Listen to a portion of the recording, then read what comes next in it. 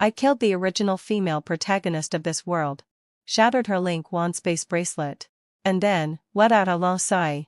Before that person could arrive, I simply slit my own throat and committed suicide. When I opened my eyes again, I was lying on a soft and fragrant bed. I turned on my phone, and the date displayed on it was August 5th, 2033. There were still 7 days left until the end of the world began. Outside the bedroom, the unrestrained laughter of a man and a woman could be heard. One was my boyfriend, Rian, and the other was my boyfriend's adopted sister, Mina. It seemed that the heavens had finally heard my prayer. I dressed myself, opened the door, and walked out. There were leftover dishes from the previous meal on the dining table. They were cold, but it didn't matter. For a woman who had survived in the apocalypse for 8 years, this was already an unparalleled delicacy. After all, I had even eaten the corpses of my own kind. Ryan silently released his arm around Mina, then gave me an awkward smile and quietly moved away from the sofa. Yvonne, why are you eating this? Let's go out and eat later. I savored the taste of the roast duck and looked up at him. I need to be full to do my work well. A false and hypocritical smile appeared on his handsome face, full of calculations. Obviously, Ryan didn't understand what I meant. He leaned close to my ear flatteringly and whispered, let's go to that private restaurant you took me to last time. Today, we can just take Ning Ning there to have a taste. My appetite was gone. But for the upcoming show, I still finished the last 2 pieces of roast duck. Nina beside me snorted coldly. Ryan immediately rushed towards her to please her. Nina was very beautiful, exuding a kind of fragile beauty that made people want to pity and care for her. Just like this. I patiently watched the warm scene of the brother pupsing his sister in front of me. She was a weak and beautiful daughter flower relying on men. Stealing my boyfriend was just a small trick. In the apocalypse, 5 powerful men from the 3 bases were all crazy about her. For her, Ryan took my last bottle of water and abandoned me. For her, Leo broke my right hand, making it impossible for me to use a knife with it ever again. For her, Quinn designed a mission for me to complete in the wild. A mission that was impossible to achieve. And I lost my left eye. For her, Ivan crippled my meridians. For her, Silas slashed my face and threw me into a group of men outside the base. In the apocalypse, where ordinary people wailed, suffered, and died helplessly, you were the natural female protagonist. You had the Lingquan space bracelet. You were protected by 5 men. You were well fed and well dressed. You were spotless. And even your hair smelled fragrant. Mina, how beautiful you were. You stood among the ragged and skeletal ordinary people, with a fresh corpse that had just died that morning at your feet. It was just stiff. And it hadn't started to smell yet. You cried pitifully, almost out of breath, begging those men to save them. They all said you shouldn't have come. That you were soft-hearted, kind, and innocent. Yes, Alithio, you were soft-hearted, kind, and innocent. But why didn't you take out the supplies that filled 5 or 6 football fields in your space? There was clearly a Lingquan the size of a pond in your space. So why did you instigate trying to take my last bottle of water? Yvonne, did you hear me? Seeing me staring at Nina, Ryan asked me angrily. I looked at him. Give the bracelet you bought at that small stall yesterday to Ning Ning. Why should I give my things to her? How was it in my last life? I couldn't remember clearly. Seeing Nina start crying again, Ryan became even angrier. While he was clumsily trying to comfort his dear sister, he shouted at me, what are you saying? Ning Ning is my sister. That bracelet is only 20 yuan.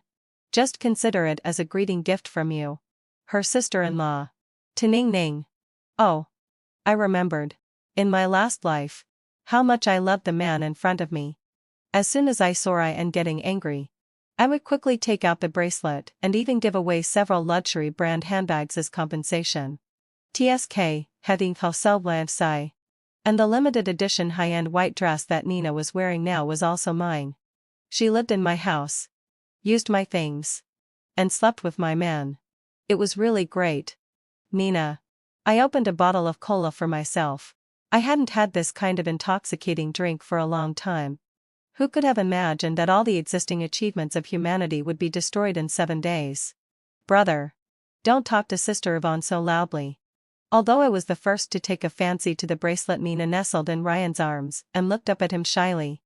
Her voice was sweet, with a hint of a weak cry. The words she left unsaid at the end were as if I had snatched her things. I smiled faintly. Okay. I'll go and get it for you right away. Ryan wanted to say something more, but was stopped by Nina. I put down the cola, went back to the room, and took out the bracelet. Ryan was blowing on Nina's misty eyes that were tinged with a red glow. The water in the sink beside them was running at full blast, and no one paid any attention to it. Turn off the water. I shattered the pink bubble between them. In that atmosphere just now, if I hadn't come out, they probably would have kissed already. Ryan looked at me impatiently. Was he blaming me for ruining his good deed? Oh, it seemed he had forgotten that he was still nominally my boyfriend. I took out the bracelet and saw that Nina was restraining herself. But there was still a trace of excitement in her eyes. Could it be that she already knew the secret of the bracelet? Do you want it? In my last life, you took advantage of my love for Ryan and used tricks to deceive me into giving you my bracelet. And you had a smooth life ever since. I originally didn't want to bother with you. But you really shouldn't have. Tortured me but didn't kill me. I put the bracelet on my own wrist and waved it at her. I'm not giving it to you. Nina's body swayed unsteadily, and she cried out for Ryan's help. If you want it, come and get it yourself. After all, you are just a daughter flower. If you didn't have men, who else could you rely on? When Ryan heard my provocative words, he came over to stand up for Nina. What nonsense are you talking? Give the bracelet to Ning Ming right away, or we'll break up. He was a sports student, almost 1.9 meters tall. When he got angry, he looked even more terrifying. He stretched out his hand towards me, his palm as big as a fan. If it were the 19-year-old me, who was weak and defenseless, standing here, I would have been shivering with fear already. I took 2 steps back, sat on the sofa, and while feeling under the sofa, I replied to him, "Is your dear sister already eager to take over?" I found out. Ryan quickly turned his head to look and saw that Nina's eyes were filled with tears and she looked indignant. He started scolding me again. Don't insult Ming Ming.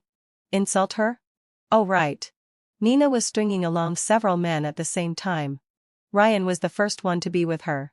But he was the last one to sleep with her. So now, in Ryan's eyes, Nina was still an innocent and pure sister. They were wearing the guise of siblings but had done all sorts of immoral things. Just now, I took out the baseball bat under the sofa, swung it, and hit Ryan's wrist hard. There was a crisp sound. Ryan held his broken hand, looking at me in horror. His eyes as if he was looking at a fierce ghost. That's right. I was a fierce ghost who had just crawled out of hell. Even the king of hell refused to accept me and sent me back to the mortal world to collect my debt. How could I let down this kindness? You crazy woman. Are you out of your mind? He took a few steps back. Nina behind him also let out a scream of fright. And he looked back again. Sigh. Why didn't he learn his lesson? I swung the baseball bat, jumped up, and hit the back of his head. He fell to the ground and twitched.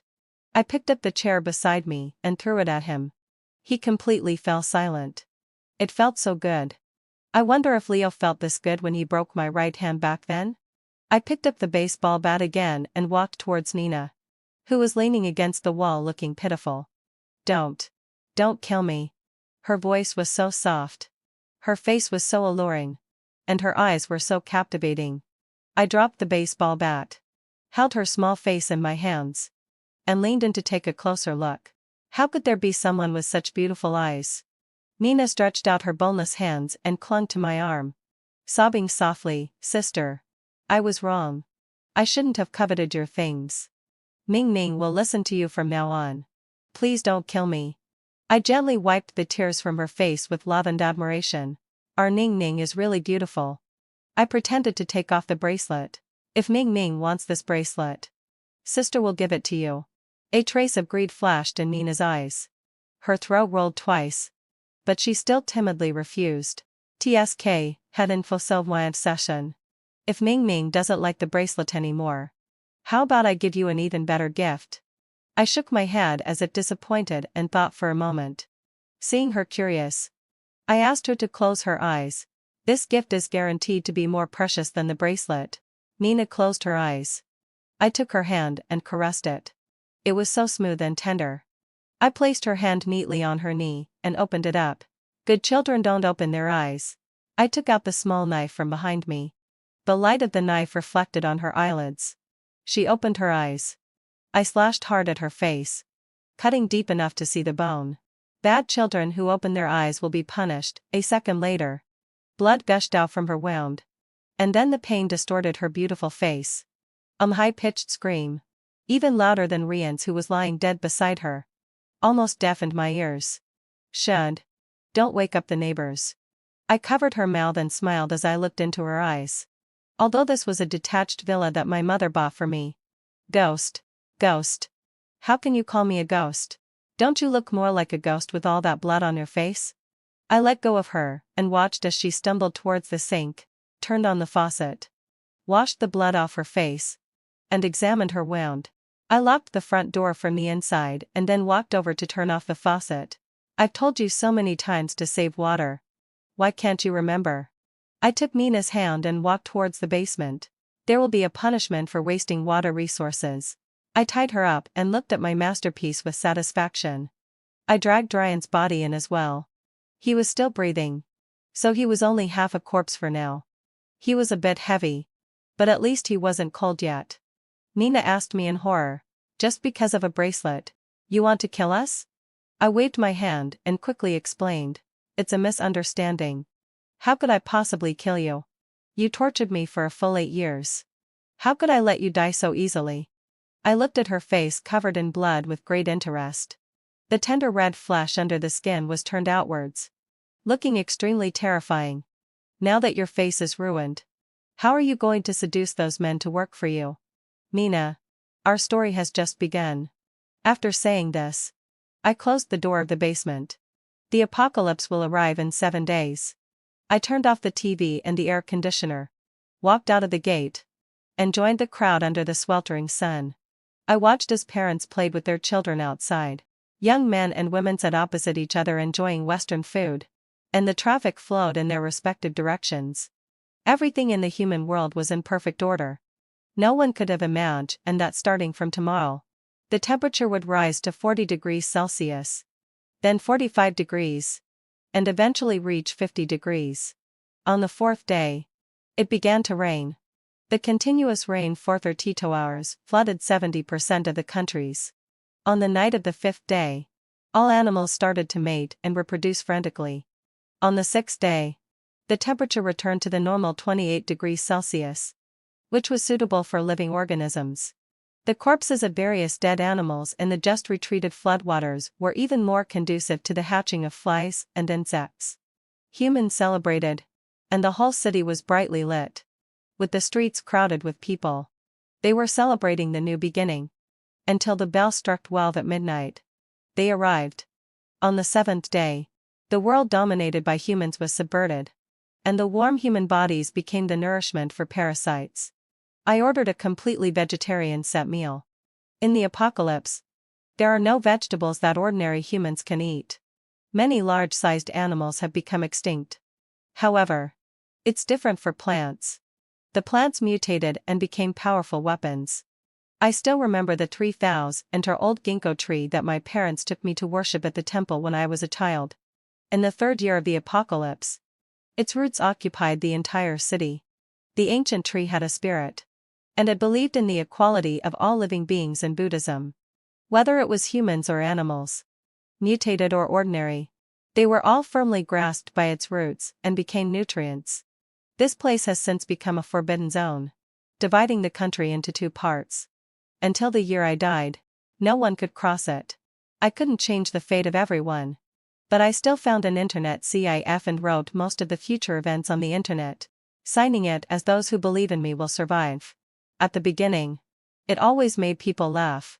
Some even asked me if I was writing a novel. Until the next day, the temperature started to rise. Some people believed it and began to stockpile goods. On the third day, the temperature continued to rise, and a volcano on the Japanese island erupted, causing the entire island to sink. The post was quickly pushed to the top. Everyone finally realized that this was not a novel, but a prophecy from a reborn person. On the night of the third day, a large number of people fled the city. Those who couldn't escape climbed up high-rise buildings or even to the tops of mountains. It started to rain.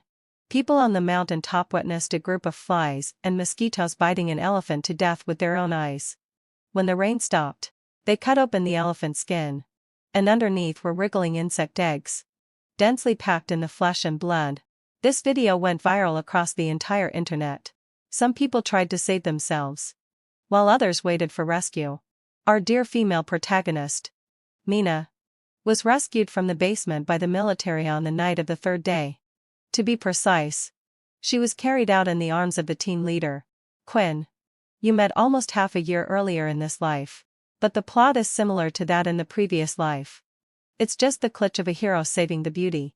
The delicate girl's white dress was covered with bright red flowers, and there was a scar on her face. There were tears in the corners of her eyes, and her wet eyelashes fluttered gently like butterflies. Her two hands hung around the neck of the man with a cold face but a look of heartache in his eyes, and she leaned gently against the man's chest. Ryan was carried by 4 men, unconscious. TSK. It's a pity there wasn't a white cloth covering his head.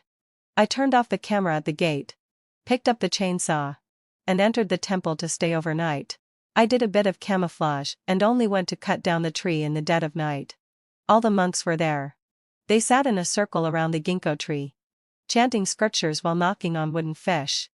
The young monk opened his eyes and looked at me, then pushed the old monk. The old monk, together with the young monk, saluted me. All conditioned phenomena are like dreams, illusions, bubbles, hadn't fulfilled my obsession, and shadows. I interrupted him. I don't believe in that. I don't believe in Buddhism. Nor do I believe in others. I only believe in myself. You are the one who can save the world. I shook my head and took out the chainsaw behind me. I'm not here to save the world. It's purely a personal grudge. When Quinn sent me here to complete the task, a fool was eaten by the tree while trying to save me. The old monk tried to stop me. I've killed many people, but they all deserve to die. If you try to stop me from cutting down this tree today, I'll cut you down along with it. I pulled the switch of the chainsaw, and it made a screeching sound. The old monk was silent for a long time until the young monk handed him an axe. The young monk said, "Even if you didn't come, we were going to cut down the tree." The old monk took the axe, looked up at the ancient tree that he had watched since he was a child.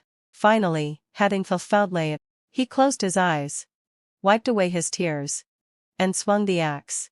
The young monks around also took out their axes and started cutting. When it was just getting dawn, I made the final cut. The ancient tree that had stood in this temple for 3,000 years fell, collapsing the golden statues of the Bodhisattvas and Buddhas. The old monk said that from then on, this temple no longer existed. I wasn't in the mood to listen to their sentimental talk. It was time to go to the next place. On the 6th day, having fulfilled my obsession, I returned to the city. There were a lot fewer people in the city, and the streets were full of soldiers. They protected the city with an aerial power grid. But what about underground? And in the river? No one knew. But generally speaking, this time, the number of deaths was less than last time. I opened the curtain and saw that the corpses on the street were covered with fly-sized insects. I would still have nightmares about this for 4 or 5 years. The only fortunate thing was that their life cycle was very short. I went to the small villa in the city center and knocked on the door. The door was opened by a half-naked man with a beautiful face like a poppy. He had almond-shaped eyes that were filled with surprise as soon as he saw me. I gave him a sweet smile. "Brother Leo. I'm back. Yvonne." Leo hugged me tightly in his arms. I could feel his heart beating violently, and there was a hint of a refreshing fragrance from his bath. He was 5 years older than me, and we grew up together. He would give me whatever I wanted. But on that day, he said to me with his own mouth, "Yvonne, you can't compete with Mina." "I'm sorry." Then, let out a low sigh. He broke my right hand with his own hands. I lay on the ground and watched his figure. My childhood friend. My brother. My enemy. Did you see the prophecy on the internet? It's so chaotic outside now. So don't leave. Leo put on his clothes and poured me a cup of hot water.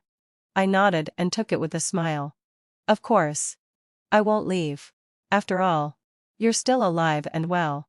After taking a shower, I let my hair hang down casually. I put on Leo's clothes and rolled up the sleeves a few times. But they were still too loose.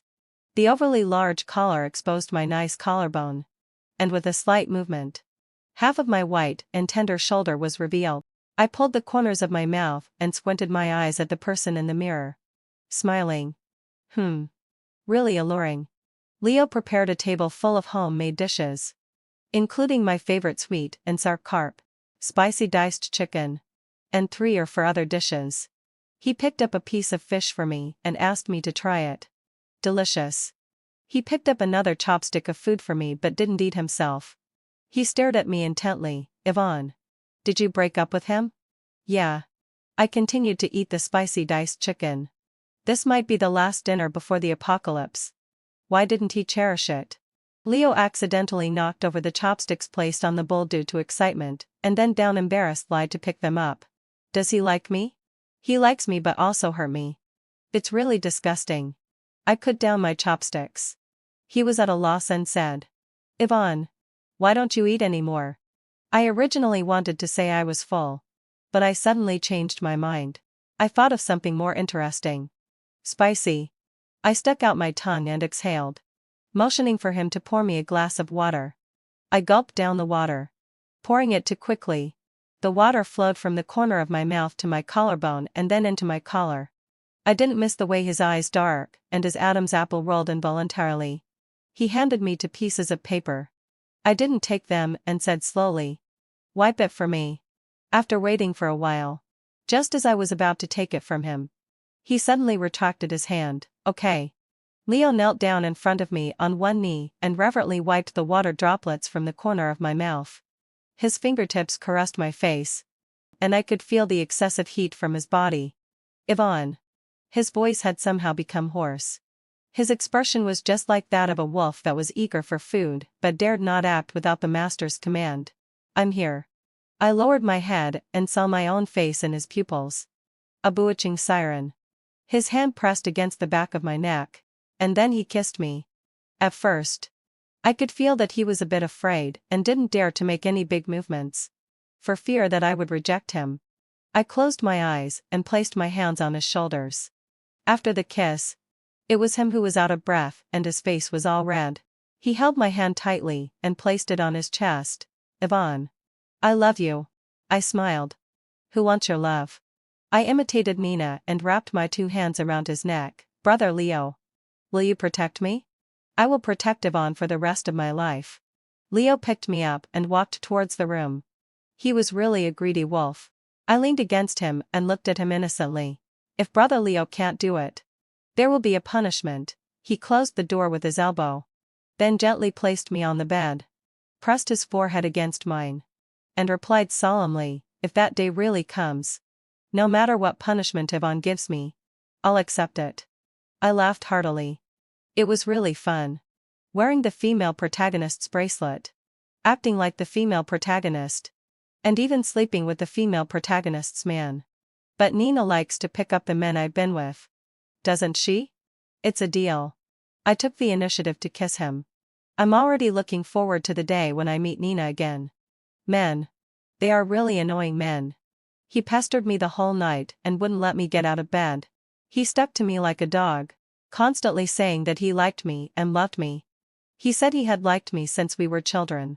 He was so afraid that this was all a dream. And he thought it would be worth it even if he died in this beautiful dream.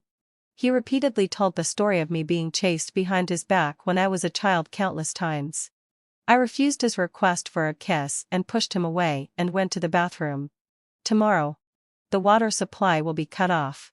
The continuous rain for 2 days has caused serious water pollution.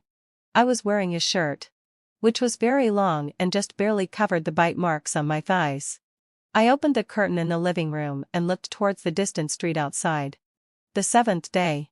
Fortunately, having fulfilled my sigh, I didn't see the scene from my previous life where the streets were filled with corpses and covered with flies.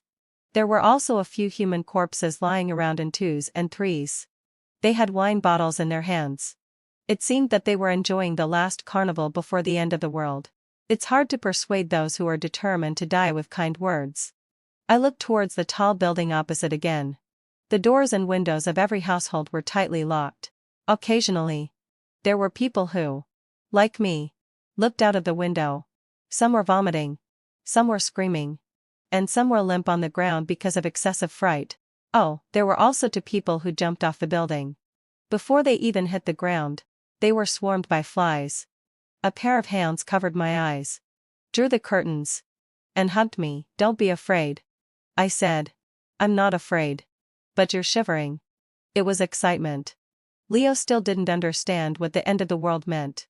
Overnight, densely packed flies, the size of a fist, hatched from the two corpses that had jumped off the building.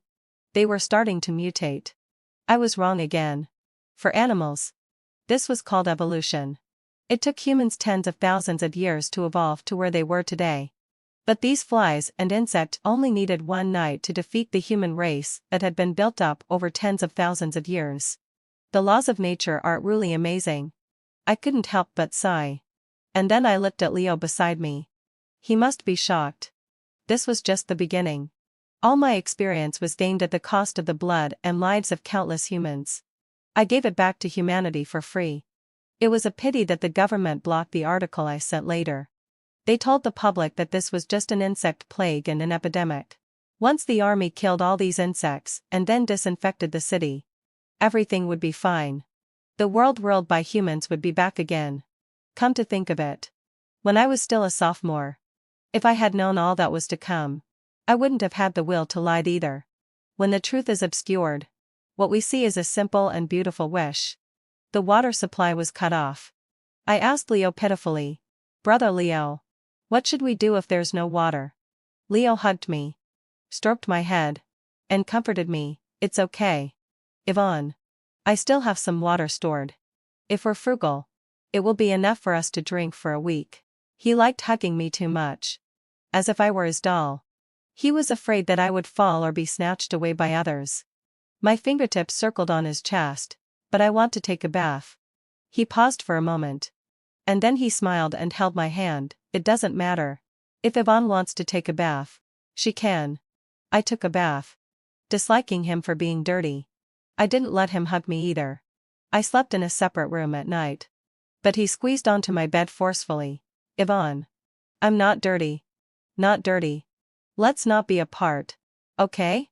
He leaned close to my ear, kissed me, having fulfilled my obsession, and said, after a few days, "When the insects are gone, shall we get married?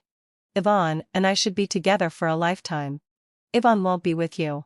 Your Ning Ning will be with you for a lifetime." I closed my eyes and pretended to be asleep. It was really annoying. This game should end. Someone opened the door. Before they could step onto the street, they were surrounded by flies and insects, and soon fell down. The army that people had been hoping for didn't show up. The water supply was cut off. And the internet was down. Fortunately, heading southwardly, Leo's small villa had its own generator. And there was still natural gas in the large kitchen on the first floor. Unfortunately, heading southwardly, in this place of more than 400 square meters, there was only half a basin of water left. No matter how thrifty we were, it wouldn't last more than 2 days. With a gentle push from me, the last half of the basin of water spilled all over the smooth floor tiles. This is what's called spilled water, cannot be retrieved. I'm really cultured. The basin rolled on the ground with a clattering sound. I heard Leo's flustered footsteps. "Yvonne, didn't you fall? Did you?" His voice arrived before he did. He pushed open the kitchen door and looked at the floor where the water was almost dry. The empty basin. And the culprit standing beside it. "That is me." I looked at him too, calmly waiting for his next outburst of anger. He rushed over and picked me up. "The floor is slippery. Don't move around," I said. I knocked over the water. He carried me to the living room. I saw it. "And then?" "Leo. And then?" What are you pretending for? Are you so in love with me that you can extricate yourself? We have no water to drink. What should we do? I was questioning him. And there wasn't a trace of guilt in my tone. Aren't you angry yet? Leo. I developed this community.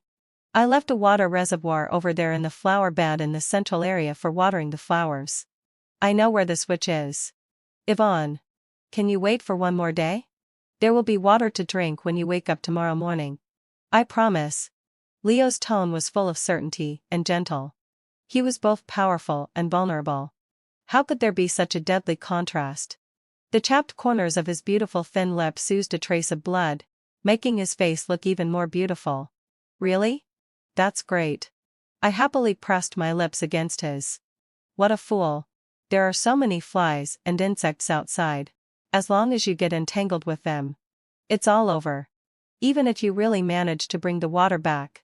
The water from the outside world can't be drunk anymore because it's full of insect eggs. But do I care about these things? Leo, it's time for you to die. For the last time. I dealt with his insatiable demands. And then I fell into a deep sleep. He covered me with the quilt. Then kissed my forehead and whispered, Yvonne. I love you. Although I was annoyed. I thought this would be the last time I heard it. I heard him pick up the water bucket. Open the door. And quietly walk out. In a drowsy state. There was a violent resonance of insect chirping outside. I suddenly sat up and opened my eyes wide, looking towards the window. Unfortunately, hunting for Feltley. It was blocked by the thick curtains. And I couldn't see anything. I was so tired that I didn't want to get out of bed. I lay back on the pillow and continued to sleep. Leo should be dead. Right? A person who loved being clean the most would have his body become a breeding ground for flies and insects after death, dirtier than the dirtiest cesspool. I woke up and opened the door of the house. Leo was sitting upright on the sofa as if nothing had happened. I stopped in my tracks. Oh, he's not dead yet? When he saw me come out, he hid his right hand behind his back and then flatteringly pointed at the 2 full buckets of water in the middle of the living room. Yvonne. Look. What great luck. Not only did he carry 2 buckets of water without spilling any, but the water was crystal clear and there were actually no insect eggs in it. It seemed that the game had to continue. I smiled and threw myself into his arms. Before I could say anything, I heard him inhale sharply and he was pressed onto the sofa by me. He helped me up and then stood a little farther away from me. Yvonne. I've observed that these insects are less responsive at night. It seems that they also sleep. Take off your clothes. Leo's face was pale. But he still smiled and continued. I'll go out earlier tonight and bring back 2 more buckets of water. You keep it well and wait for the army to come. I said take off your clothes. I was really angry. It's okay that he was annoying usually. But now he was also disobedient. He stretched out his hand to hug me. But then took a step back. Yvonne. Be a good girl. I saw the wound on his hand and asked bluntly. Were you bitten? Leo's face froze. And he smiled bitterly. I cut open the wound on my hand and took out the insect eggs. But there were too many on my back. I was afraid of waking you up. I took a step forward. Grabbed his arm. And tore open his clothes. Don't look. You'll have nightmares. What a joke. I survived in the apocalypse for 8 years. Would I be afraid of such low-level insects? There were densely packed bumps on his back. The insect eggs the size of soybeans under the skin were wriggling, gnawing at the flesh and blood of the host. My head went numb. The hatching time of the insect eggs was 12 hours. This group of insect eggs would eat a living person. I hated insects so much for the first time. In my previous life, I didn't even step out of the door once. I hid until the first snow fell before coming out. Yvonne. I'm going to die soon. He turned his back to me. I know. I cursed it. I originally thought that when Yvonne came back this time, we could be together for a lifetime. I listened to him in silence. Yvonne. I've connected the water pipe. There's still a lot of food in the basement of the house. When I'm gone, you have to learn how to cook by yourself. As soon as you die, I'll go to the next place immediately. Leo really talked a lot. From morning to night. He brought back 2 buckets of water and also led the water pipe back. After he accomplished everything, He lay on the ground at the entrance of the door. And there were still 2 mosquitoes sucking his blood on his face. I liked his face the most. How could I tolerate others ruining it? I chased away the mosquitoes and squatted beside him. He stretched out his hand to pull me and murmured, "Yvonne." But before he could finish this sentence, he dropped his hand and closed his eyes. There were only 4 hours left until the insect eggs hatched successfully. The first to evolve in the apocalypse were the flies and insects. And then other animals. From small to large. From weak to strong. People collectively called them evolved beasts. It wasn't until the first snow fell that a small number of humans began to mutate and possess various abilities. This group of people was called mutants. They each became kings and established large and small bases in the apocalypse. Although by the 6th year, only 3 large bases remained. You see, even if the heavens want to exterminate a certain creature, they still give them hope again and again, only to destroy them later, and then ignite a spark of hope. This feeling was like a cat playing with a mouse before the end of the world, teasing it to the fullest and enjoying the fear of the prey. "Leo, sigh. Get up and cook." I pushed him. He got up from the bed with a look of astonishment, looked at his smooth hand as before, and couldn't believe it. Then he tightly hugged my waist and said sullenly, "I had a nightmare." I moved his hand away. It wasn't a dream. He ran to the mirror and looked at his back in shock. There were 2 huge bone protrusions and wings as thin as a cicada's wings. What is this? In addition to evolved beasts and mutants, there was also the most despicable thing. A symbiote. Symbiote with animals. Take on their habits. And go crazy intermittently. Not accepted by any base. It's okay if one side is strong and the other is weak, with the strong side taking the lead. That the animal side takes the lead. And it's no different from the habits of an animal. Just with a human shell. I met a bear symbiote in my previous life. Everyone who passed through its territory was eaten. The night before I killed it, I watched helplessly as a strong man bit open a living person's abdomen with his teeth, took out his internal organs, and then started eating. That was an animal in human skin. In my previous life, Leo didn't go out until he had stayed in the villa for 2 weeks. The life cycle of the flies and insects was just that long. When I met him, he was already a famous mutant in the base. I also heard his story. Probably, they met our female protagonist, Ning Ning, and Ryan on the way. They were going to the base together. Then, during the journey, someone developed feelings for Nina over time and became her devoted follower. Just as I thought of the love he gave me, which he would give to Nina in the future, I felt disgusted to death. However, I'm really curious. Now that Leo has become a symbiote that everyone wants to kill in the apocalypse, and it's a fly and insect symbiote, I wonder if our clean and beautiful female protagonist can fall deeply in love with him as she did in her previous life? "Yvonne, don't come near me." There was a rare look of panic on his usually calm face. "I'm hungry," I said. "Go and cook quickly. If it weren't for the lack of food, I wouldn't have saved you." This was the first time I used the spiritual spring water in that bracelet. No wonder it's the golden finger that the female protagonist used to recruit followers and dominate everywhere. In my previous life, I witnessed with my own eyes a woman under Nina's command being stung by a bee-evolved beast and begging her for help. She fed the woman a small sip of water, and soon she was all right. Also, Quinn's superior was bitten by some kind of insect, rolled on the ground outside the base, endured the pain for 3 days and 3 nights, and finally turned into a swollen and pus-oozing corpse.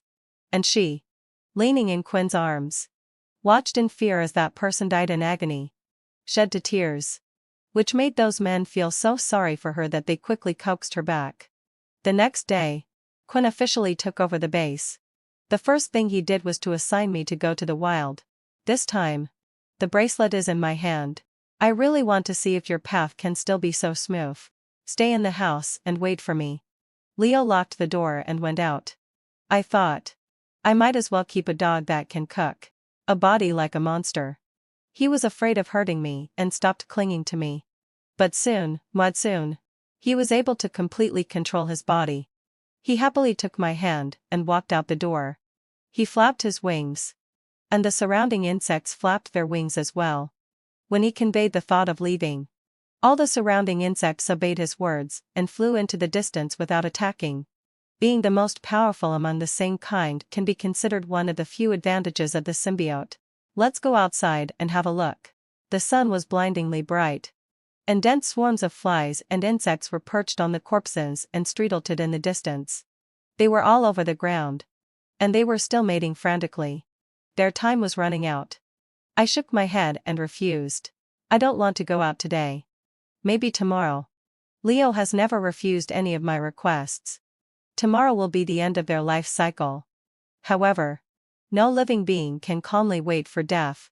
The last madness before death will start tonight. There were many people who survived, but the resources were so scarce. Humans probably understood the habits of the flies and insects, and they all went out silently in the dead of night. They wrapped themselves up thickly, put on goggles for their eyes, and were as clumsy as penguins, staggering to find water and food. They moved slowly, for fear of waking up the sleeping flies and insects. Many people came to the water source discovered by Leo to get water. It was like a pantomime. When a stone fell into the water, everyone's movement stopped, and they held their breath. Fortunately, having fulfilled land session, the insects just flapped their wings once and made no further movements. The people fetching water sped up, one after another, and a sense of panic spread. Clang! An iron bucket full of water fell to the ground and rolled a few times. Buzz! Buzz buzz buzz! They all woke up, and then pounced on this group of delicious lambs. 100. Countless flies and insects scurried around in the dark, forming a fast-moving cloud of man-eating insects. This cloud began to hit the windows, doors, and all the places where it could enter the house. The dwellings that humans thought were safe were flooded by the insects. Leo pulled my curtains shut again and carried me back to the room and blocked the door. His tone was full of self-blame. Yvonne, I can't control them anymore. All those people are dead. The glass outside the living room curtain shattered with a crash, and I heard the loud and noisy and harsh chirping of the insects. There were also a few insects hitting the bedroom window, which were driven away by him. How could you possibly save everyone?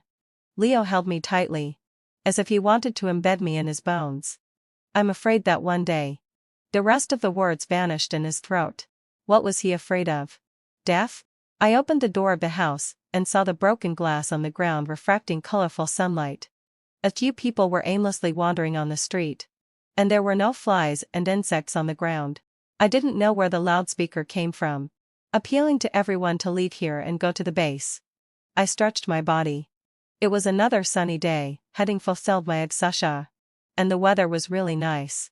Congratulations, the surviving humans. You have survived the first wave of the apocalypse. Leo inside the house packed a lot of things and came over to take my hand. Let's go. It's time to go to the next place. We left the crowd and drove towards the Mingaraiju base. There was also a base established by the government not far from here, but it didn't survive the first snowfall. Leo is a useful dog. He always puts me first and never asks me why. He didn't even ask me a single word about his wings, which he was most curious about, or what happened after he fainted. Well, it's good. I'm too lazy to make excuses. Many people died on the way.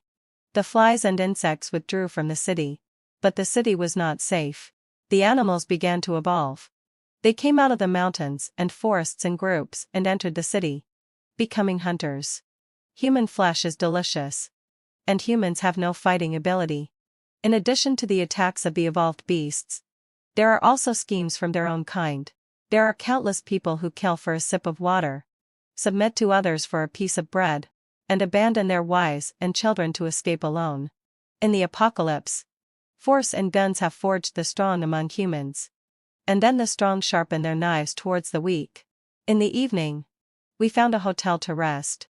This place had been massacred by a leopard and was full of blood. There were several men in the hall sharing the leopard's meat. When they saw us come in, they stared straight at me. Leo stood quietly in front, blocking my figure. They didn't communicate well, and Leo pulled me to leave. Two young and handsome men helped each other and came in from outside the door.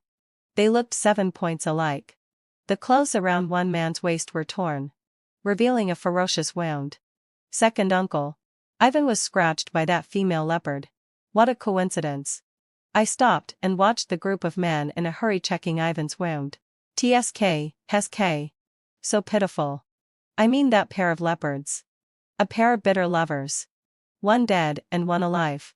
Perhaps my gaze was too direct. And Silas looked at me curiously. Who are you? Passers-by. We want to stay for one night. Enemies.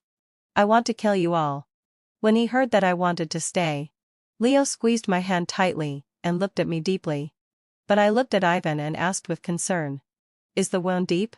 Seeing that Ivan had a cold sweat on his face, I let go of Leo's hand. Leo.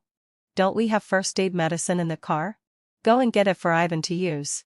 The man called second uncle looked very vigilant. I went to Ivan's birthday party with my parents, so I have an impression of him. I also mentioned my parents' names. And his expression relaxed a bit. He invited us to sit down. Leo quietly stuffed the confiscated pistol into my arms. Wait for me. Then I chatted with Silas about everyday matters. He looked worried, not knowing what would happen next. I comforted him softly. The two of you will definitely reach the base. In my previous life, it was indeed like that. All the people around you sacrificed heroically to save you. The two of you, the male protagonists, went through many hardships and finally reached the Ming Ariju base. Won the love of our great female protagonist, Nina, and achieved great success. So touching. I wiped my tears with my fingertips. You both gained love. And then because Nina always came to me crying, you said that I was targeting her. In order to prove your great love, one of you crippled my meridians. And the other threw me, who was already a cripple, into a group of men outside the base. Ivan. Don't be sad. Since our destinations are the same, it will be safer for us to travel together next. Silas handed me a clean handkerchief. It's rare that he didn't take it out even though Ivan was bleeding so much. Just as I was about to take it, his hand was blocked by another hand. With a cold face, Leo threw the medicine in his hand to him, then picked me up and walked past them towards the inside. Sorry. My wife is tired. We'll go and rest first. What a stingy man. And he emphasized the word wife. I leaned out from over his shoulder and gave Silas, who was sitting there stunned, a big smile. Ivan. Why are you lying? You clearly haven't been to Yancheng. How do you know the people of the Silas family? Leo locked the doors and windows and questioned me, holding my hands. A mad dog is biting. A mad dog driven crazy by jealousy. His eyes were scarlet, and the wings on his back flapped involuntarily. Is this the characteristic of a fly-insect symbiote? I sat on the bed and turned my head aside with a look of disgust. Since he became a symbiote, I haven't had any intimate contact with him anymore. I even avoid hugs and kisses. Leo released me and put away his rings. His eyes were still red, looking pitiful. Ivan. Don't hate me. I know you love being clean the most. In the future, when I find other animal mutations, I will definitely get rid of this thing. I continued to be silent. It's really annoying. Do you even know what a symbiote is? Unless you die and your body rots until only bones are left, you will be controlled by the other half of the symbiote. You will be tied to a disgusting insect for the rest of your life. Ivan. Please pay attention to me. Okay? I won't ask any more. Leo knelt at my feet and looked up. I'm just an ordinary human being pampered by him, while he possesses powerful strength. I was bewitched by that face. Lifted his face, and gently pecked his lips. My hair fell on his collarbone. His body trembled slightly, and he wanted to lean up to chase after me. But because my hand was gently placed on his shoulder, he restrained himself from moving. I want to kill them. Okay. I'll do it. Don't dirty Ivan's hands. My hand slid down to his chest, and I felt his heart. It was beating wholeheartedly for me. Don't worry. After they're done, it will be your turn. In the moonlight, the flies and insects buzzed and flew into this small hotel. Some people woke up in a start, screaming and trying to dodge. But they couldn't resist and could only let this group of evolved beasts devour them. Silas crashed open the door, covered in wounds, and fired a rocket at the group of insects behind him, creating an exit. He actually awakened his ability earlier than in the previous life. Yvonne. The insect disaster is here again. Come with me quickly. Here. He suddenly stopped, his eyes widening as he looked at Leo standing beside me. To be precise, he was looking at the huge pair of wings on Leo's back. Monster. He muttered, and then quickly launched a rocket attack, which was easily diffused by Leo. The flies and insects behind quickly pounced on him. Silas's ability had obviously just awakened, and after firing 2 more rockets, he was engulfed. The insects covered in flames swarmed onto his body one after another, forming a huge fireball. The smell of roasted meat filled the air. The corridor was covered with ashes, both from the insects and from him. I'm still quite kind. Unlike him, I'm not so good at torturing people. At the end of the corridor, a person walked in against the light. It was Ivan. We have no grudges against each other. Why are you doing this? He had lost all his relatives and was overwhelmed with grief. I also want to know. Since we have no grudges against each other, why did you cripple my meridians? Leo raised his pistol and aimed it at Ivan's head. Ivan didn't try to dodge. Clearly, sorry. He was ready to die. There was a young insect lying on the wound on his waist. I took Leo's hand and walked out, saying infuriately, there's no need to waste bullets. He's already been parasitized by insect eggs. Without the spiritual spring in the bracelet, there won't be a second symbiote of flies and insects in this world.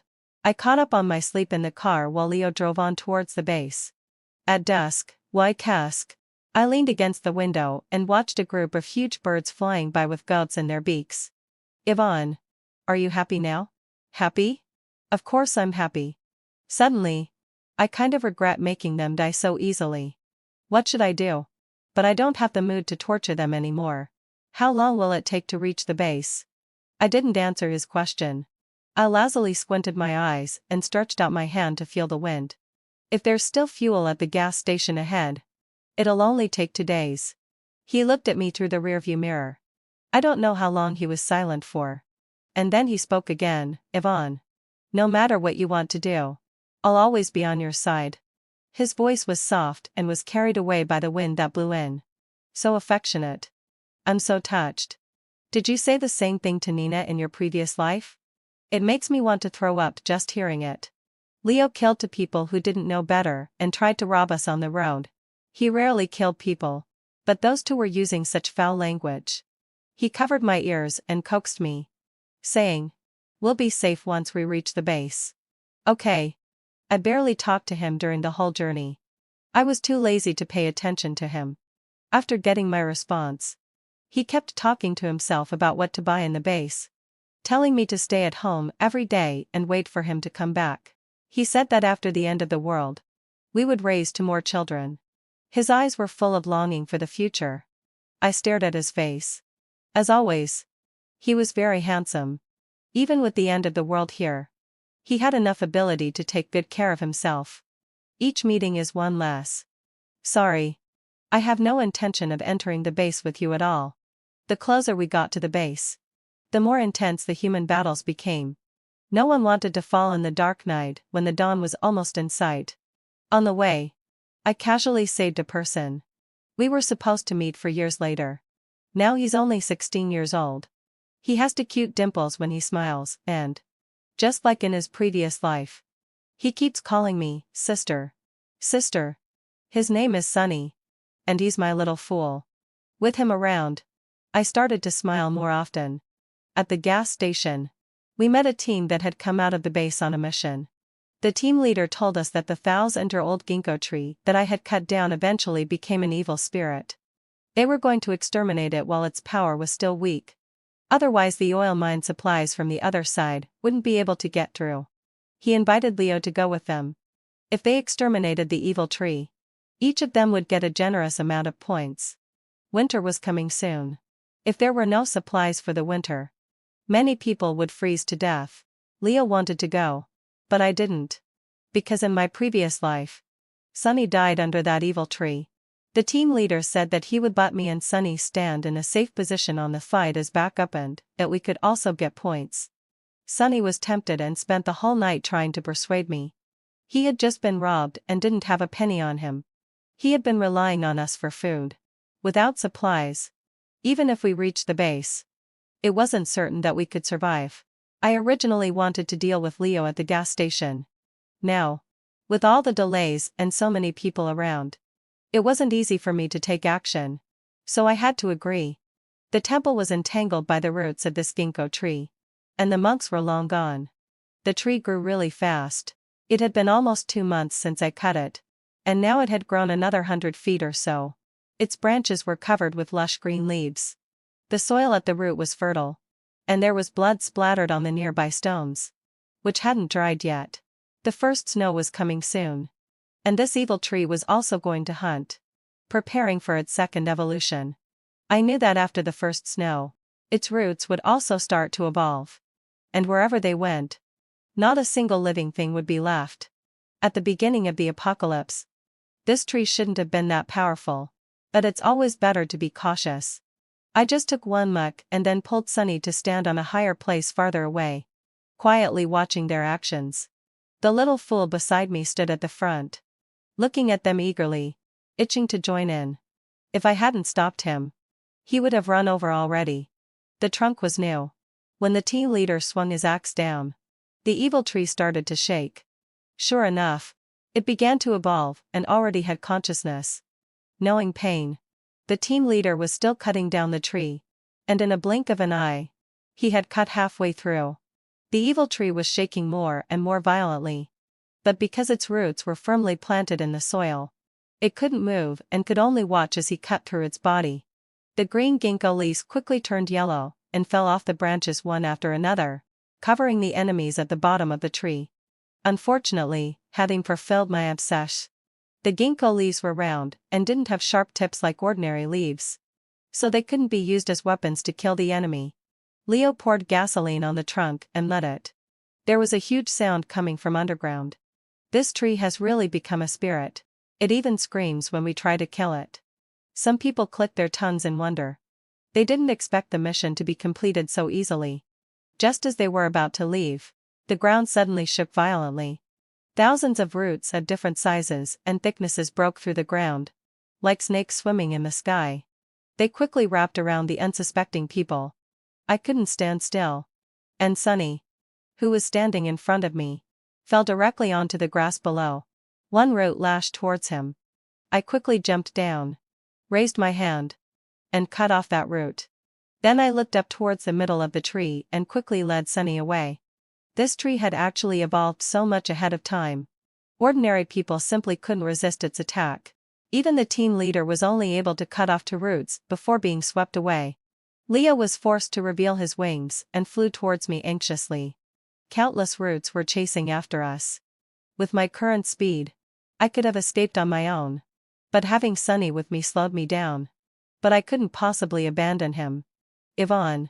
Leo flew beside me and tried to pick me up. I mercilessly pushed him into the roots of the ancient tree. You said you love me. So why don't you just die for me?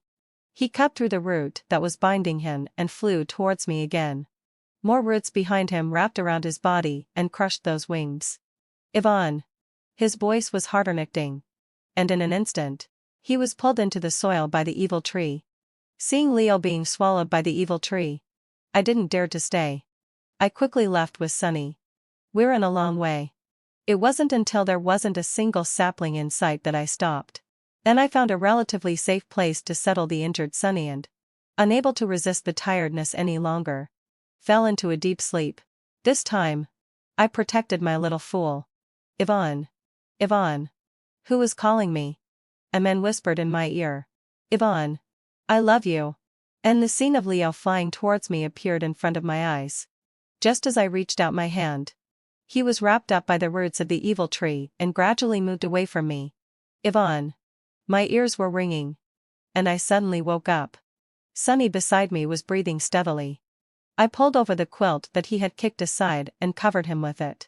After sitting for a long time without feeling sleepy at all, I wiped away the tears that had fallen on my face at some point and ran to the door. I roared in the direction of the evil tree. Who cares about your love? I've never loved you. Ever since the first day I saw you again. I've been using you and torturing you. Leo, Avalisai. You make me sick. Leo. Let you stay at the moment when you loved me the most. The next day, I took the little fool to the base. Outside the base, I met a girl. She was holding a knife in her hand. That was mine. That was the knife that had accompanied me for a full 7 years in my previous life. I rarely showed my excitement. How did you get this knife? My brother gave it to me. A strange man protected her behind him and looked at me with a scowl on his face. Madam, I'm afraid you're mistaken.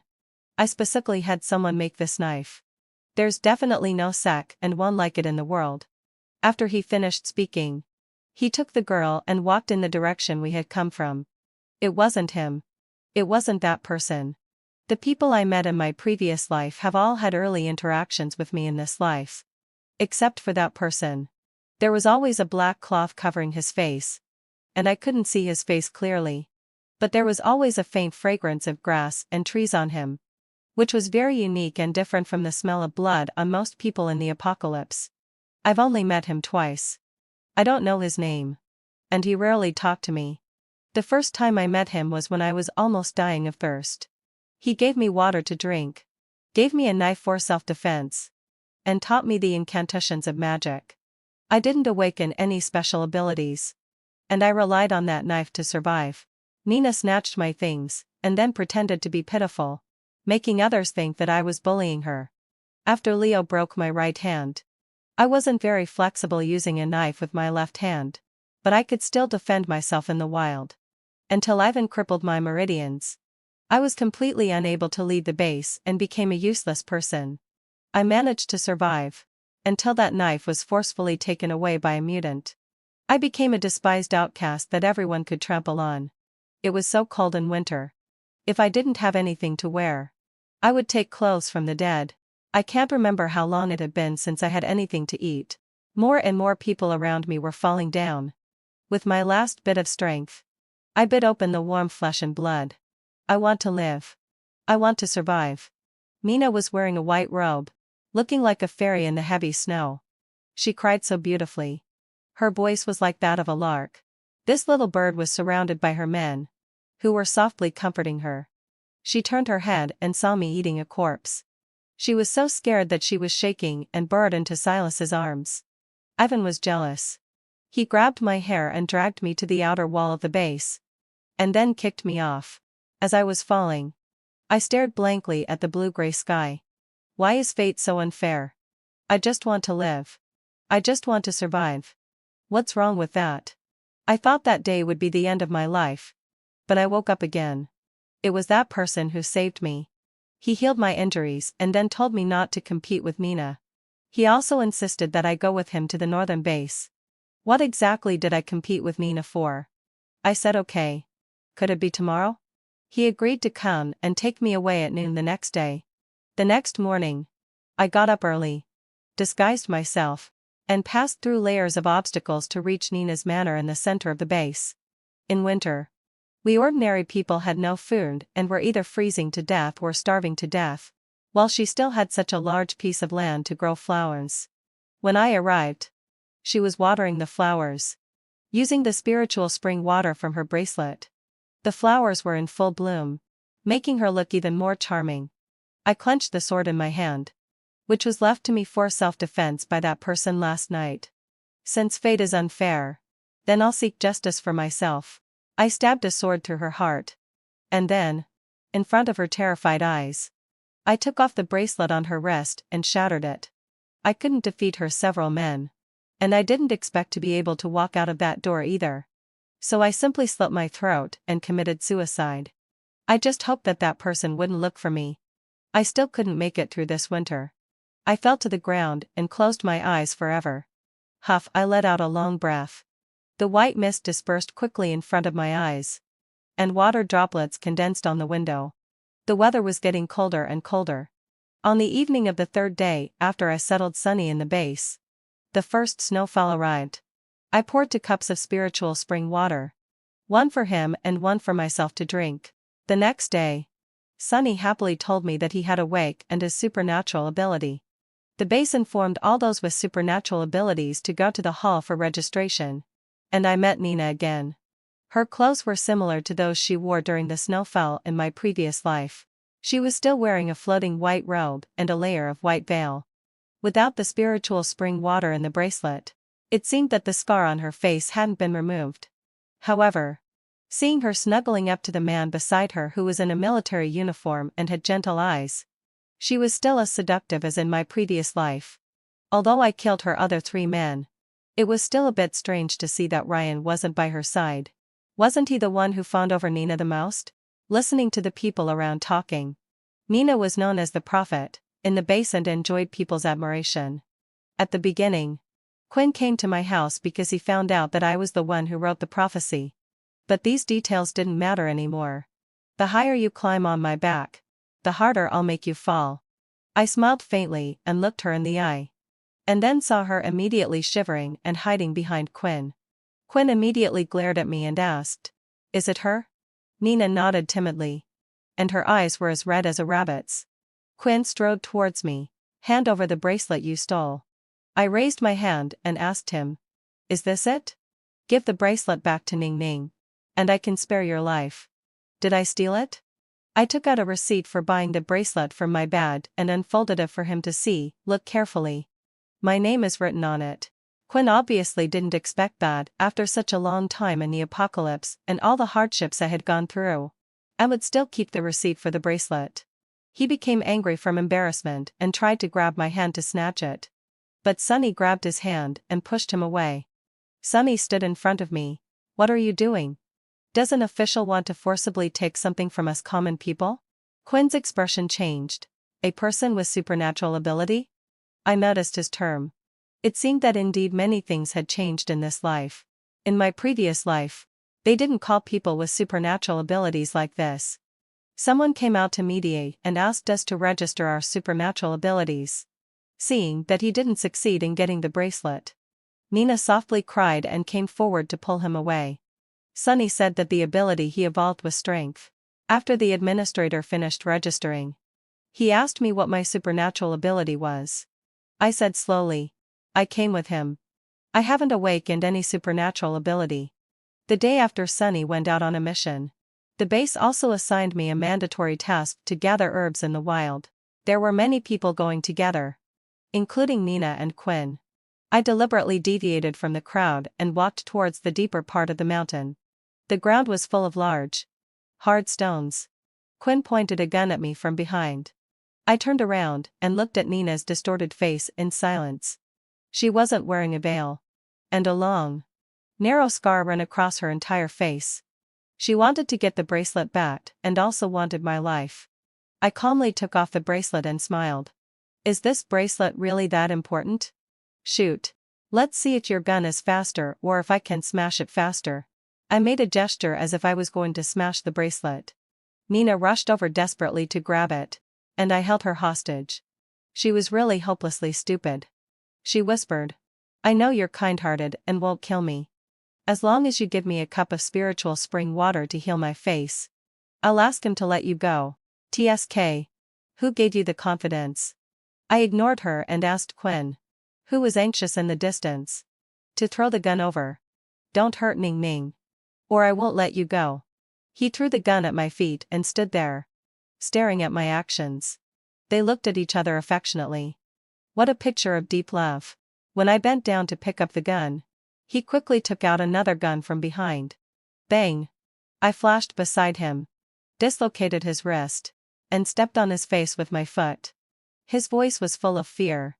"Didn't you say you didn't have any supernatural ability?" "I didn't have it yesterday. I just got it today." I shot him in the thigh. He covered the wound in pain. His face turned pale, and he soon fainted. Nina stumbled over and kept begging me to give her a cup of spiritual spring water. "How did you know there was spiritual spring water in the bracelet? Tell me, and I'll give it to you." Looking at her current disheveled appearance, I felt disgusted. How could I have been played around by this person in my previous life? In my previous life, she was still a seemingly innocent but dangerous woman. Could it be that just because I changed the time when she met Quinn, She was made stupid by Quinn's care? Nina choked up. After waiting for a while and knowing that she wouldn't say anything, I was about to leave. But she grabbed the hem of my pants. I hadn't fulfilled my obsession. I'll tell you. I'm from another book. This world is an apocalyptic novel. Absurd. It's true. Afraid that I would leave. She spilled everything out at once. You're the real protagonist of this world. And the bracelet is your golden finger. Ryan. Quinn, having fulfilled my obsession. And the others are all part of your harem. I beg you. Give me the spiritual spring water. I don't want to compete with you for these things. I just want to go home. I don't want to stay in this hellish place anymore. A liar with a duplicitous heart. Saying she doesn't want to compete with me but in the end took everything away. What a irony. I thought she was the female protagonist. But actually I am. And I'm also a female protagonist who was counterattacked. You want to go home. But what about me? I just want to survive. The suffering you're experiencing now is less than 1/10,000th of what you inflicted on me in my previous life. Can't you stand it already? I poured a cup of spiritual spring water, and then poured most of it onto a nearby stone. Nina was extremely eager and licked the stone without any dignity. The water quickly flowed away. I squatted down and handed her the remaining half cup of water. I really want to see if this cup of water is for treating Quint wound or for healing your face. Nina held the half cup of water with trembling hands. Sat down in front of the unconscious Quinn. And shed tears quietly. She put the cup to Quinn's lips. After hesitating for a long time, she drank it all up, threw the cup behind her, and hugged Quinn, saying, I'm sorry. I'm sorry. Don't blame me. I'll take you back to the base. What a good show. Quinn has protected you for so long. Are you really willing to watch him die? I stood by with my arms crossed. Sneering. Nina murmured in explanation. No. He won't die. He's also a protagonist. Is that so? I've already killed 3 of your so-called protagonists. Hearing the commotion in the distance, I knew the drama had reached its climax. This place was the territory of the black bear symbiote in my previous life. It seemed that it was indeed here in this life as well. I quickly dodged and climbed onto a big tree. Nina also saw that burly man who walked on all fours and obviously wasn't normal. She couldn't drag Quinn. And in a hurry, she imitated me and climbed up the tree. No wonder she knew the plot. The man stopped beside Quinn, sniffed his breath, walked around him a few times, and then tore his clothes and cut open his abdomen. Quinn was awake and by the excruciating pain and stared straight at Nina, who was covering her mouth on the tree, looking incredibly shocked and crying. Nina witnessed with her own eyes the protagonist she said wouldn't die being eaten alive by the bear, leaving only his palm and head. Her backer was gone forever. I followed the large group back to the base and then began to devote myself to the construction of the base, becoming the second in command of the base. I also poured the spiritual spring water into the well of the base. More and more people awake and their supernatural abilities. The base kept expanding. And its contacts with other bases became closer. 2 years later, I met an acquaintance at the gate of the base. You're still alive? I greeted him. Ryan had a crew cut and looked full of energy. Yvonne. I finally see you again. He seemed very excited and pulled me to a place with fewer people. I didn't refuse. After all, he was still alive. Wasn't he? Didn't you meet Nina? His question was strange. I sneered and pulled my hand away. Do you miss her? Why aren't you following her? Nina hadn't returned to the base in the past 2 years. She was like a person who had evaporated from the world. But I knew that she definitely wasn't dead. Ryan carefully looked around and then said, there's something strange about her. Yvonne. After all these years. Even if I speak my heart, you won't believe me. I love you. But I can't help but want to get close to Nina. Do things for her.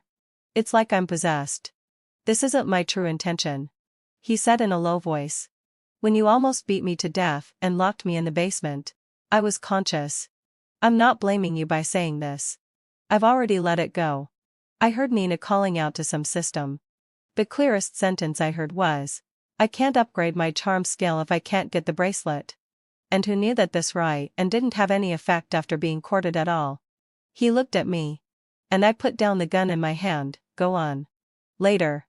She told the system to change to courting Quinn and used the favorability points she gained from courting me to exchange for something to attract Quinn. Later. After I recovered. I left the army and joined the current base. Yvonne. I owe you an apology. I'm sorry. Ryan stood up and bowed at a 90-degree angle. Leave. I locked myself in the room for a whole week until Sunny broke the lock of the room door and said that the base was surrounded by evolved beasts. The woman sitting on the back of the king of beasts was Mina. Mina actually stooped to be with beasts. I seemed to have made a mistake. Even if I killed Ivan, Silas, and even Quinn, who was deeply in love with Mina, she wouldn't be hurt. I was completely wrong. Hand over Yvonne. Her voice was full of emotions, filled with hatred and jealousy. Sunny organized the people with supernatural abilities to stand on the wall, ready to attack at any moment. I asked them to open the base gate, and I wanted to go out. They wouldn't let me and rushed forward one after another. Now, the evolved beasts had crystal cores in their heads, and upgrading supernatural abilities depended on them. However, there were a bit too many mutants I created, and the scene was a bit bloody. At first, the mutants had the upper hand over the evolved beasts.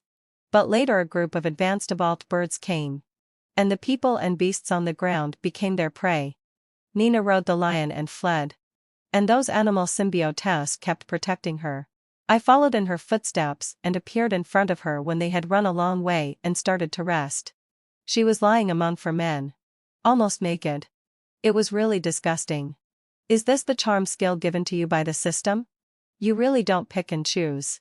She hastily gathered her already thin clothes and said in a sharp voice, "Kill her. Kill her for me." Those animal symbiotes pounced on me. And I quickly dodged and retreated. They chased after me. Just as their sharp claws were about to tear my shoulder, I teleported beside Nina. With that expression of yours. It seems like I'm the one who made you like this? I snapped her neck.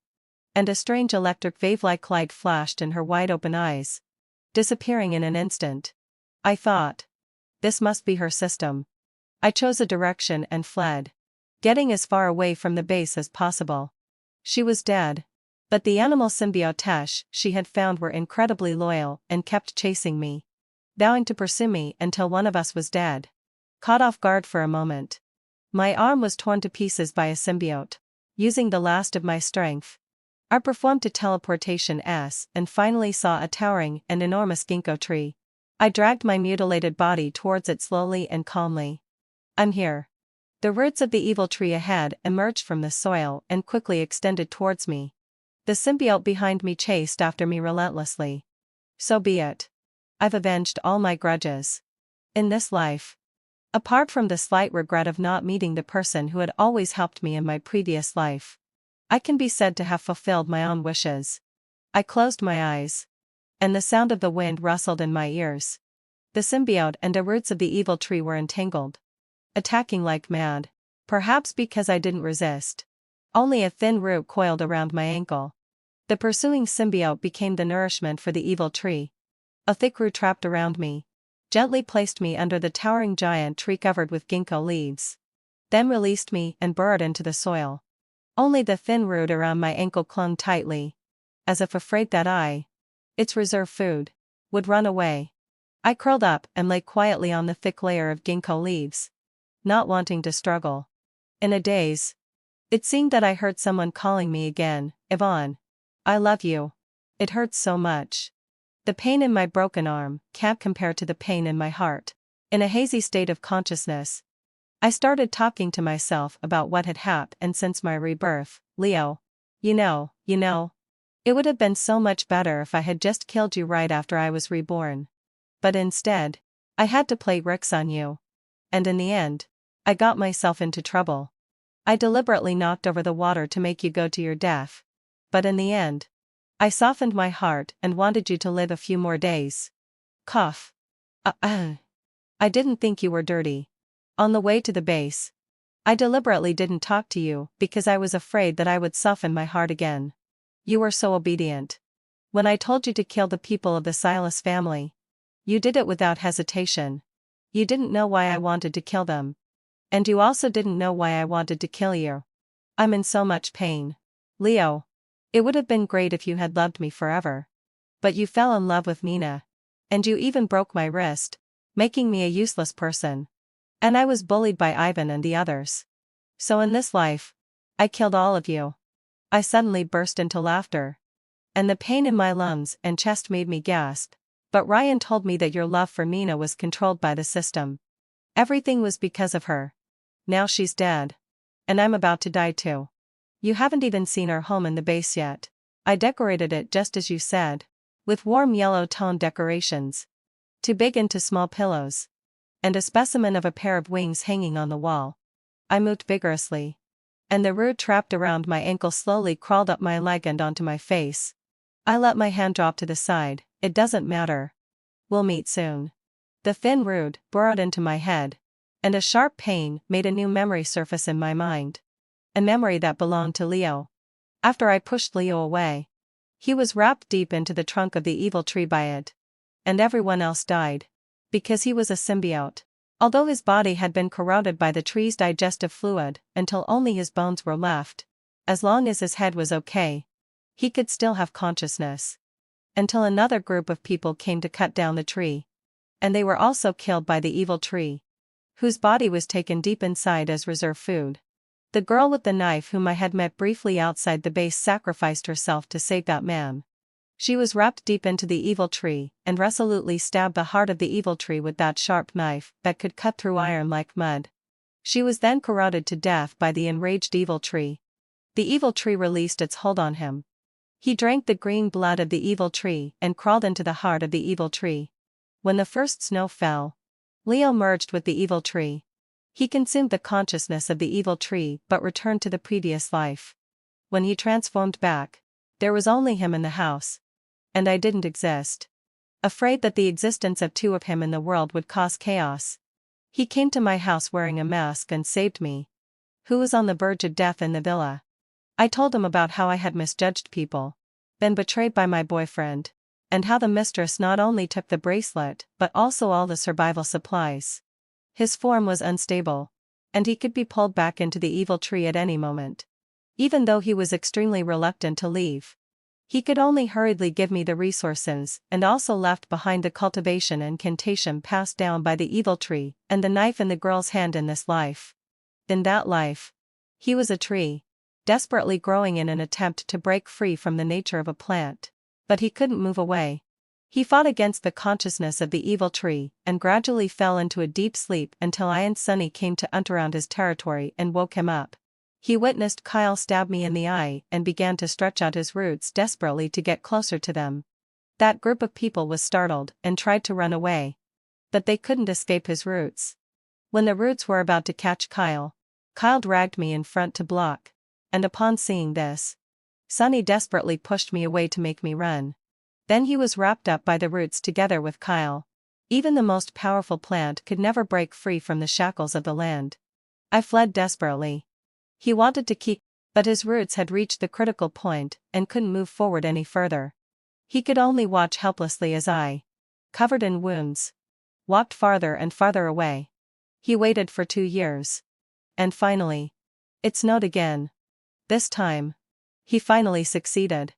He overcame the consciousness of the evil tree and transformed for the second time. He wanted to accompany me by my side as a human being. But he found that the other him was eerily in love with Mina and was always targeting me. He didn't dare to tell me that he was Leo. He fed me his own blood, cured my injuries, and said he would take me to another base. Because of his injuries, his form became unstable again. So he had to leave first and said he would come to pick me up the next day. He thought that this time, we would finally be together after going through so many hardships. He came to the base full of joy but saw my cold remains hanging on the wall of the base. It was just one step away. Just one step away. Leo's body was filled with violent emotions. And the consciousness of the evil tree gained the upper hand. He killed everyone in the base and collected my remains in his heart. The memory shown to me by the evil tree ended abruptly here. It turned out that the person who saved me in my previous life was Leo from another parallel universe. who had endured so much suffering and desperately wanted to come to my side. And in this life, I personally killed the Leo who loved me wholeheartedly. He had never changed his heart. The roots of the evil tree gently supported me. And I cried hoarsely. How painful it must have been for him when his body was literally corroded by the tree. The tender branch poked my forehead and conveyed another image to me. Leo carried me towards the bedroom and said, I will protect Yvonne for a lifetime. Whether in this life or the previous life. Leo was the only plant symbiote in the world. First, he merged with the flies and insects. And his skill was the resonance of insect chirping, which could convey his commands. After he merged with the evil tree, the skill of insect chirping resonance was retained. And he could convey his memories to me through the roots. The place where the ginkgo tree was located was still a forbidden area. Just like in the previous life. The only difference in this life was that there was me in the forbidden area. Leo used the roots to build a small house for me under the ginkgo tree. And I moved in. Occasionally, I would go back to the base. I left the bracelet to Sunny. And now he has taken my place. Sunny always persuades me to stay. And he is always worried that the evil tree will go crazy. He won't, I said. Because he is the love of my life with whom I will spend my whole life. I will accompany him until he transforms again. 1 year. 10 years. 100 years. I can wait. 3 years later. Everything in the base got back on track. Human development was rapid. And people adapted to the end of the world. There was also a major breakthrough in technology. Humans returned to the glory before the end of the world and eliminated most of the evolved beasts. In this life, the plants mutated very little. There was even only one ginkgo tree that developed consciousness. But it was consumed by Leo. 2 more years passed. One day, when the snow was falling heavily, as soon as I came out of the base, I saw him. His thin and gaunt back, and the faint fragrance of grass and trees. Just like in the previous life. He turned around and reached out his hand to me. I smiled and placed my hand in his. This day was the day that I had agreed with Leo in my previous life for him to come and pick me up. In my life, I have experienced 2 instances of heart-afflicting pain. The first time, my lover personally pushed me towards death. I called out her name loudly. But she left mercilessly with another man. Not even looking back once. This was one of the only 2 times that things got out of my control after I became a symbiote. The last time was at my home. The swarm of insects outside the house got out of control and killed many people. I held Yvonne tightly and murmured that I was afraid that one day. But I never said the words that followed. I was afraid that one day, the 2 of us would also be separated. But this unspoken fear eventually became a cruel reality. The outside world was so dangerous. But fortunately, I evolved earlier than ordinary people. Although the wings on my back were ugly, they were surprisingly powerful. And the journey to the base went smoothly. I had even already planned how Yvonne and I would live in the base and how to decorate our little home. Until now, my wings, along with the foolish thoughts in my head, were shattered by the evil tree. But the pain in my heart when I saw her leading back was 1,000 times more intense than that. Did she dislike me? Dislike me for accidentally becoming a symbiote with flies and insects? Yvonne loved being clean so much. But I was symbiotic with such a disgusting thing. But apart from dislike, I also read a hint of unquenchable hatred in her eyes. Sometimes I even hated why the perception of a symbiote was so sharp. Yvonne hated me. And this realization made me sad. I didn't know where this hatred came from and could only watch helplessly as she became more and more indifferent. No matter what I said or did, she always had that indifferent look. As if she could leave me at any moment. Yvonne had many secrets. I thought that there was also her reason for me becoming a symbiote, but if she didn't tell me, I wouldn't ask. But why did she know the people of the Silas family and have such a strong hatred for them? The girl who used to secretly release the rabbits bought by the chef when she was a child now told me that she wanted to kill people. I still killed them. I didn't want Yvonne to get her hands dirty. As long as she stood cleanly by my side. That would be enough. When I let her past the dying Ivan, her gaze shifted from Ivan to me. Only then did I panic because the way she looked at me was no different from the way she looked at the people of the Silas family. Until the moment of my death, I still didn't understand why my beloved would hate me. We were childhood sweethearts. I indulged her, showed her special favor, and did everything in my power to protect her. I had done everything. Yet she just wouldn't accept my love. The second time, after going through countless hardships to return to her side, she broke her promise and went to the afterlife alone. By some strange twist of fate, I returned to that past life. In that life, Yvonne hadn't gone to find Leo. It turned out that the trajectory of fate diverged right there. In that life, I read the memories of those who had been swallowed by the tree and pieced together bits and pieces of Yvonne's existence. Finally, having fulfilled my sigh, I knew where my beloved's hatred came from. In that life, Leo had hurt her for someone else. But Yvonne, I'm not him. Even if you were to kill me for someone else, I would never hate you even a little bit. I hated everyone who hurt you equally and fiercely fought against the consciousness of the demonic tree. In the end, I transformed back into my human form and returned. I caught you, Yvonne. I used the blood from my heart to heal her wounds. But I didn't restore her meridians. Privately, havingly, I hoped that we could get along, just like in the previous life. I asked cautiously, Helenda Mayasa, Yvonne, shall we go to another base together? She smiled and replied, okay. Is it okay if we go tomorrow? I suppressed the excitement in my heart and agreed. Losing too much of the blood from my heart made it almost impossible for me to resist the consciousness of the demonic tree. So I had to say goodbye in a hurry. It doesn't matter if it's a day late. We will still have a very, very long time together. We will start a new life in another base. I can go out hunting like the mutants in the base. And Yvonne can do whatever she likes in the base with peace of mind. The future that belongs to us two is bright and splendid. Until I saw the cold skeleton hanging outside the base. The clothes on half of the body were dark red, and the uncoagulated blood dripped from the fingertips onto my heart drop by drop, shattering my beautiful dream once again. You clearly loved being clean so much and were so afraid of pain. I fed all the blood from my heart to her. I even cut off the flesh from my body. But I still couldn't repair the big hole in her neck. I could only watch helplessly as her bones returned to the dust. Failing to obtain the one I love. Experiencing separation and death. Being just one move short. Yvonne. Yvonne. I'm here. What's wrong? Did you have another nightmare? I opened my eyes and searched. My beloved was wrapped in a red blanket. Sitting up and looking at me worriedly. Her soft and warm fingertips gently wiped away the remaining tears from the corners of my eyes. I held her hand tightly and greedily stared at this vivid and lively face. My Yvonne was by my side at this moment. Is it because it's too cold here for the tree to grow? Let's go back after we've seen the aurora. I shook my head. I'll go wherever you want to go. We've been away for 4 years.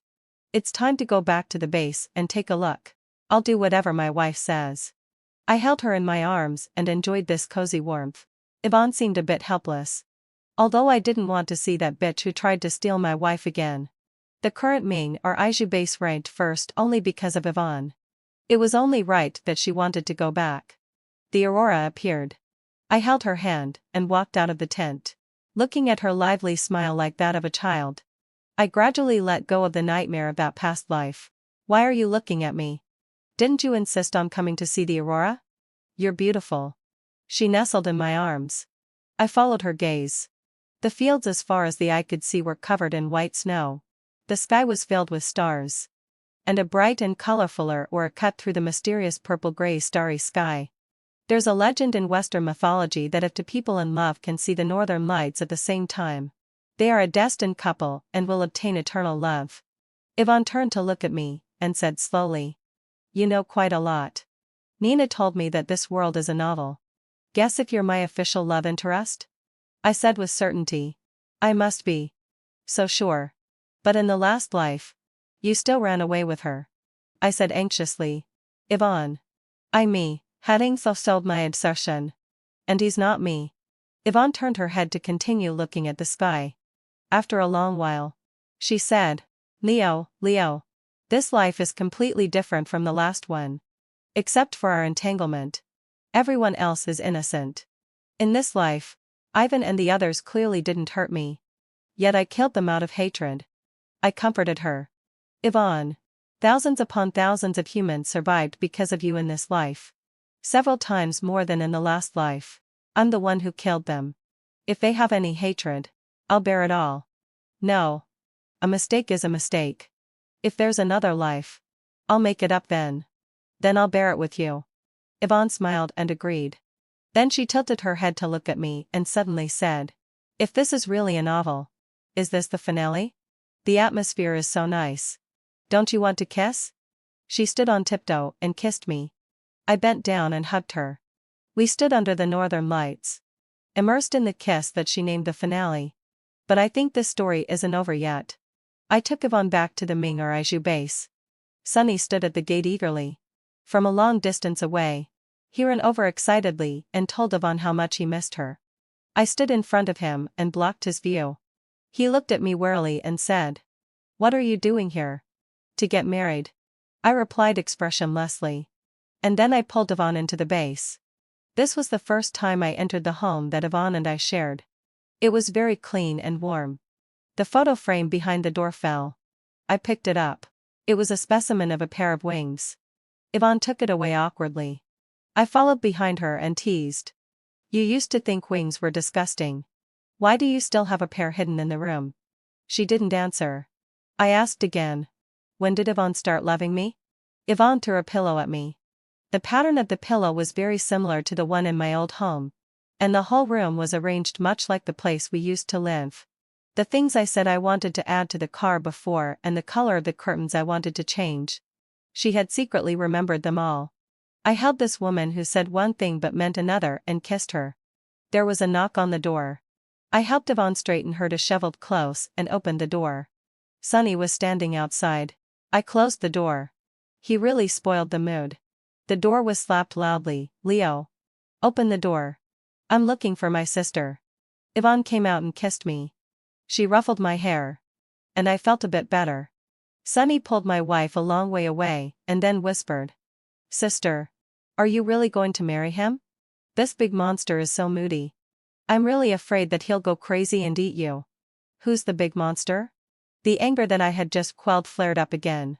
Yvonne tapped his head and said with a laugh, "Even if he wants to eat me, can you stop him?"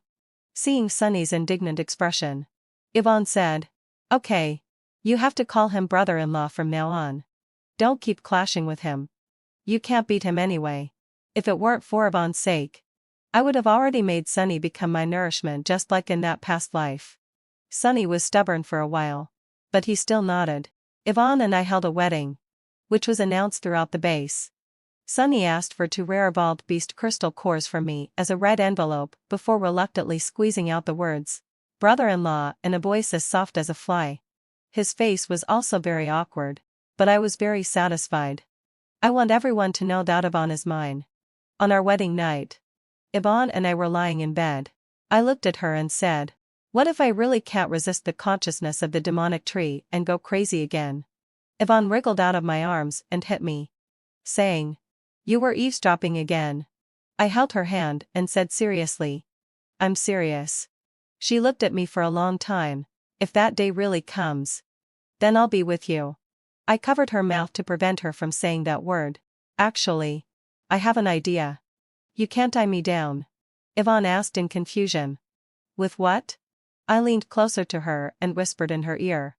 "For example, give me a child or something."